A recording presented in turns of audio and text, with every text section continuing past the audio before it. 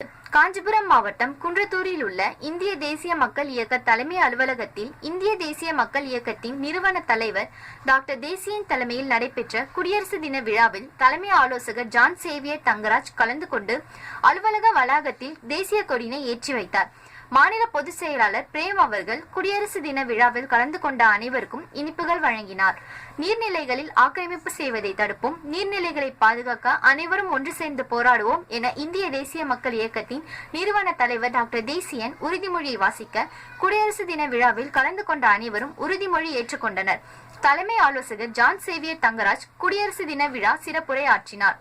மாநில துணைத் தலைவர் ஞாகமூர்த்தி முன்னிலையில் நடைபெற்ற நிகழ்ச்சியில் குன்றத்தூர் ஒன்றிய செயலாளர் மாறன், குன்றத்தூர் நகர செயலாளர் இளங்கோவன், நிர்வாகிகள் ராஜி, சுதர்சன் மற்றும் வேலுநாச்சியார் மாதர் சங்க மாநில தலைவி கௌரி, சட்ட உரிமைகள் மற்றும் நுகர்வோர் பாதுகாப்பு கழக நிர்வாகிகள், மனுநீதி பத்திரிகையாளர் சங்க நிர்வாகிகள், உறுப்பினர்கள் என 100க்கும் மேற்பட்டோர் கலந்து கொண்டனர். இப்ப சமீப காலத்தில் நடந்த பேரழிவு மழை வெள்ளத்தால் செம்பரம்பாக்கம் நீர் திறப்பால் நடந்த இந்த அசம்பாவிதத்திற்கு ஒரு முற்றுப்புள்ளி வைக்க தொடர்ந்து நாம் போராடி வருகிறோம்.